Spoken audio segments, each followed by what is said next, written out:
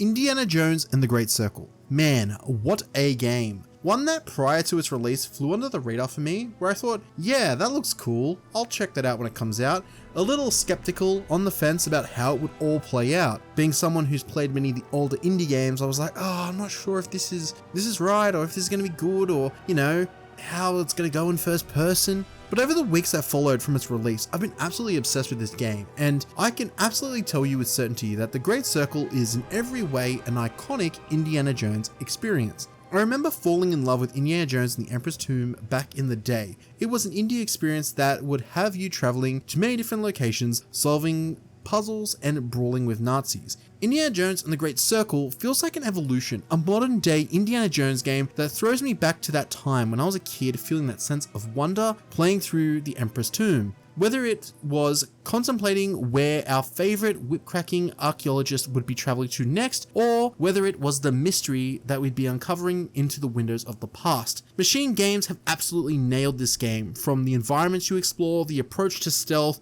inversely, the combat too. Whether it is the sensation you get from punching Nazis in the face or smacking an unsuspecting foe over the head, it never gets old. The thrill of adventure is alive here, and The Great Circle is a fantastic game that closes out the blockbuster season of 2024 and the games that released, and I'm here to tell you why. In my review, Indiana Jones and the Great Circle is one of the best games to come out in 2024. So without delay, let's get into my video for Indiana Jones and the Great Circle. The best place to start with The Great Circle is the story, which falls between the events of Raiders of the Lost Ark and The Last Crusade, and kicks off this journey shot for shot retelling the opening sequence of Raiders of the Lost Ark. It's a great introduction to the story that serves to get players familiar with the basic mechanics of the game, such as how your whip works and how Indy interacts with the environment. But more so, it is a moment-to-moment showcase of Troy Baker's performance as Indy compared to the legend himself, Harrison Ford, but more on that later. Despite the fanfare and homage that has been given here with the recreation of Raiders of the Lost Ark, I would say that this is easily the places that you go to later in the game. Like, this is a great opening, but I would say that this is probably the weakest part of the game, and it only is all up from there. Like, once you get into this game from the very beginning, that Raiders is a great starting point, but from there on up, it only gets better. The more broader story of the Great Circle really begins to take shape one night when Indy discovers that there has been a burglary gone wrong and one of his precious artifacts has been stolen. Once he has his consciousness beaten out of him by a big, tall, ominous figure, he sets out on a journey to figure out why this person would take the artifact and try to get it back. This sets him out on a new adventure that unfolds with a whole host of twists and turns that I won't spoil, and he teams up with interesting allies, faces off against interesting foes, and travels to various scenic wonders of the world. And many of the new characters that they've introduced in this game are quite memorable as well. From Baker's portrayal as Indy and the way that they have characterized Indy, it is very faithful to those original 3 films and really does feel like it fits really perfectly in there with that original trilogy. The new sidekick, Gina, your companion, is a really likable character and really grows on you throughout the story. But I think the real standout is Voss, The Great Circle's central antagonist, one who you just want to punch in the face. This guy is a really interesting villain and a really great inverse to Indy. They're 2 men on the pursuit of knowledge, both archaeologists, both people who seek the thrill of the mystery and have a wedge in ideology. It's awesome, man. Voss feels like a fully realized Indiana Jones villain, and the writing here is just on point. Like, with all of these characters, all the different little side characters that you meet, the antagonist and your companion, all of them, and all the different places that you go to, and all the little plot points and the way that this story unfolds and unravels, it is a climatic ride the whole time that only just ups the ante with every single place that you go to. And there's a whole host of interesting little side stories and different things that play out as well that lend themselves really well to the overarching story that takes place here. And overall, I would say that the more that you peel back the layers of Indiana Jones' story and then you get into its environment, explore its world, the more that you will really just fall in love with this story. And I think that if you're a fan of that original trilogy, there's really something here for you to love. The combat for Indiana Jones and the Great Circle is really satisfying, with the iconic sound of Indy's punches that are replicated from the films, the brutal and yet satisfying improv weapons that you can use to thrash, bash, and slash on an unsuspecting foe. It is unbelievable fun and it never gets old, and throughout my playthrough I would continually look for opportunities just to engage in combat, even when it would be more incentivized to be stealthy. It's just that fun and satisfying. Indy's punches feel weighty, and the satisfaction that comes from breaking a weapon over an enemy's head is satisfying and concerning for my mental well-being. But seriously, this is an absolutely incredible sandbox, and it nails how combat feels, and it provides you many methods to approach combat, as you won't just have your fists, you'll also have your trusty whip, which can disarm foes as well as pull them towards you or knock them off an edge. You are also able to get into gunfights with enemies as well, and although the moment you're in a gunfight or spotted by multiple enemies, it's usually a game over and hard to manage, and I would say some of the enemies pathfinding, they will just run straight down a corridor, so if you are able to position it properly, you can just take them out. But overall, I think that the combat in of itself is satisfying, and the guns feel great, and it's awesome. And I feel like the scarcity of using your gun and having like ammunition really does also feel and play faithful to the movies as well. Overall, there is just a great sense of combat here in the sandbox, and the way that you can interact with the world as Indiana, dispatch of the different foes that you want to fight, whether it's via your fists, weapons, or a gun. There is tons of different ways here, and also you can choose to avoid combat entirely, which brings me to how stealth works in the Great Circle, providing Indy the ability to sneak past camps or enemies, have different ways of slowly taking down the necessary enemies. The enemy AI can be a little funny at times, feeling a little inconsistent. There are times where they can be a little too dumb, but I think overall, for the most part, on standard difficulty, they do make the game not feel like it completely falls apart. There are moments where they will spot you, but it also feels like a little forgiving as well, where you'll be able to skirt by if you're not someone who is a pro stealth player. Overall, I think in a lot of ways, it does tap into the power fantasy that you get from being Indiana Jones, whether it is being that cunning badass that finds unique ways to take out an enemy, or having your balls to the wall, brawling, gunplay, and all of that stuff of that nature. I think what makes the stealth really cool in Indiana Jones though is the way that it plays and interlocks with the combat, and how seamlessly you can go from just being loud to quiet. And I think also the disguises that you get as well also provide a cool way of navigating areas that would otherwise be unrestricted. I've heard a few people compare this to games like Dishonored and say that it has some immersive sim elements, and whilst I wouldn't go that far with this game, I would say that it does have like remnants of those aspects, and I do think that it in some ways does it very well. I think that the various disguises really are cool, and then it shows Indy taking a note from Agent 47's playbook. I think overall the way that you can approach these games and that flexibility is the biggest thing that I think stands out with Indiana Jones and makes the combat so refreshing and fun. And it's also its exploration and how this game handles that, because unlike previous Indiana Jones games, as well as games like Uncharted and Tomb Raider that are all cut from the same ilk, I think that Indiana Jones and the Great Circle has many different semi-open areas where it allows Indy to take on different side quests. And what's really cool about this is they all have a central hub where you can go and report back to and find interesting information as well. And then there's a free kind of area where you can explore. And I think what makes the exploration so interesting is that it's not overbearing in its size. There isn't these kind of mundane, boring quests and like 50 of them to do, but there's more an intentional approach to design, having a lot of little cool monuments and standout places that Indy can take photos of, which is your main source of XP, which we'll get to and draw your interest. But there's also potential discoveries and things that you can find there as well, finding an interesting out of place character that you can have a conversation with, which leads you down a rabbit hole to a particular quest. It isn't a revolutionary concept, but it is how the Great Circle tactfully executes on these areas in the game where your time never feels wasted exploring, and the side quests and discoveries feel like a nice, rewarding sub-thread to the Great Circle's overarching narrative. But overall, in the pacing for the Great Circle, the semi-open locations feel like they do a great job of breaking up the more linear parts of the story, providing a sense of freedom and time away from the story if you so choose, along with further fleshing out the game's systems, such as the various disguises you'll uncover, different medicine bottles laying around which increase your health or stamina, and different relics to collect as well, which all tie into another aspect of the Great Circle, which I won't spoil. One thing that I do feel could have been improved is the map and how regularly you need to check it, and having the world kind of speak to you more and pointing you in the right direction. The Vatican did a really good job at this, but I felt like when I was in Egypt, it was really hard to navigate around at times. Like, it's a minor complaint, but that is one area where I do feel like it pulled me out of it a little bit at times, and I do feel there could have been a bit of a better job there with visual references. But overall, I think it was fantastic, and the open world also does a great job of allowing those more linear moments to feel special, and a time where you feel like there's a major beat here going on and something crazy. And I think that although major things happen in the more open areas, they are time away to kind of just, get immersed in the world of Indiana Jones. And there is, especially in these areas, a lot of little interesting tombs and caves and things to find and activities that'll all feel worthwhile and give you a lot of time to really play around with these mechanics.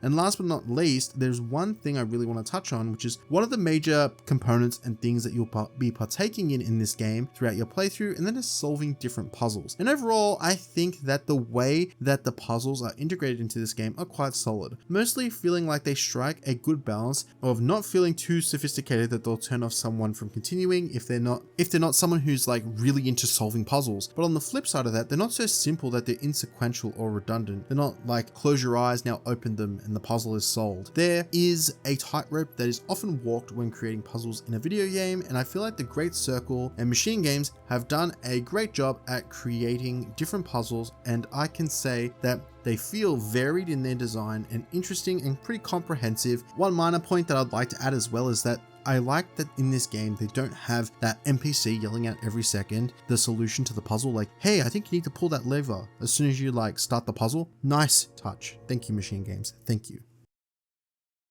So now I want to talk about the different forms of progression that are found in the Great Circle, and the way that Indiana Jones rewards the player is primarily through discovery, which I think is excellent and fits within the theme of Indiana Jones's character. What do I mean by this? Well, there are two components to progression. The first and easiest one to tackle is the books that look like manuals you'll find scattered across the different locations that you travel to. These will provide you the ability to upgrade a multitude of different skills, whether it is how effective Indy's high attack is to how good he is with improv weapons. There is some unique abilities here, like one called Lucky Hat, where you might get knocked down, and then if you crawl towards your hat, you can put it back on and kind of get a second wind, which are just some cool, interesting perks that change up and make the gameplay feel fun and refreshing. Once you acquire these books, it doesn't mean that you've unlocked the skill. There is a second side and component to this. You need to claim and unlock the ability, which means you tick it off your book. And the way that you do this is through acquiring enough points.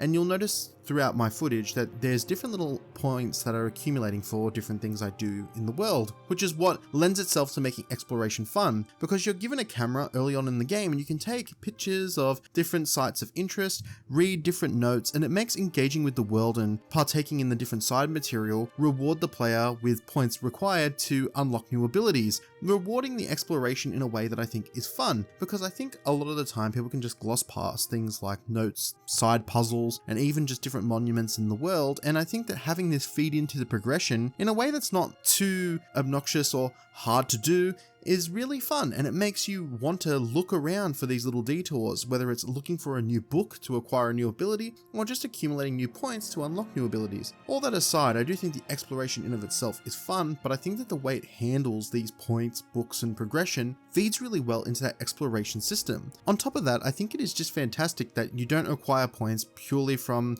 doing things like combat, and in fact you don't acquire any points really from beating enemies. It more comes from the sense of discovery and the things that you find in the world, and I think that that really does tap into the thrill of the adventure, the discovery, and unraveling the mystery, and that is just so Indiana Jones to me. One aspect of this game's progression that I didn't expect was how the Great Circle handles things such as exploration items that you'll acquire throughout your playthrough, making areas previously unavailable in the semi-open world areas more accessible. Things such as a trusty lighter or an aqualung. And I touched on the disguises earlier too, but many of these things you'll pick up and just stumble across in the open world, and they will also provide new opportunities too, allowing you to get into areas that you otherwise would find restricted, and it's satisfying, engaging, and and getting into these areas and feeling like you're sneaking past without people being suspicious. And whilst it is kind of something that we've seen before, I do feel that it overall does lend itself well to the way Indiana Jones handles stealth and is very in line and faithful to the films. Overall, I think that the way that the progression and overall exploration of this game, not to mention its combat, all these systems just are so cohesive and work so well together, and overall make for quite an engaging and fun experience all around. And if anything else, if you're not a fan of Indiana Jones, this is one that I think would have a good chance of getting you into it, because I do think you should watch the films first before playing the game, but I do think that this fits a lot in line with what those original trilogies were in terms of their theme, their feeling, and that sense of like atmosphere that it creates. And overall, from a gameplay perspective, I think they've absolutely knocked it out of the park here.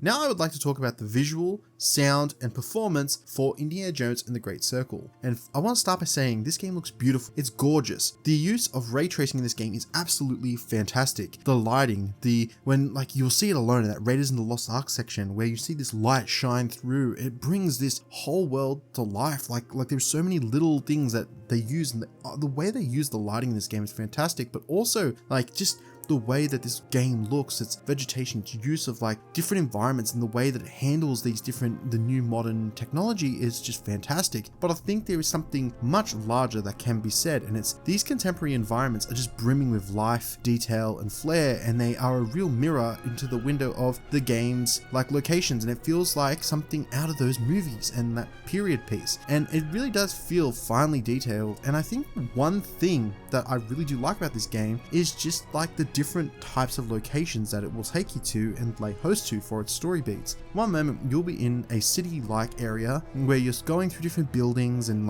whipping into windows and going into different places. That's the Vatican. The next minute you're in the deserts of Egypt, looking around and seeing the pyramids off in the distance, going into a few tombs here and there, doing your thing, and the next minute you're in the Himalayas exploring the icy remains of an abandoned ship and looking for things that may come. There is a great use of so many things here, and I think that they have a great use of environmental storytelling for these different segments and places that you go to, but it's also the different places that you go as well, like whether you're exploring a Nazi compound and seeing ornaments, memorabilia, and things of that nature, or the brimming books, antiques, and scattered documents of the rooms for quest givers like Val or Antonio. There's just so much little detail in this game for something that you often will gloss over, and it feels like they've left no stone unturned when it comes to bringing the world of this game to life. And the same can be said here for the soundtrack as well, because it is as wondrous and adventurous as its visual counterpart, and it perfectly fits with the John Williams-esque soundtrack, which was done by Gordy Habb.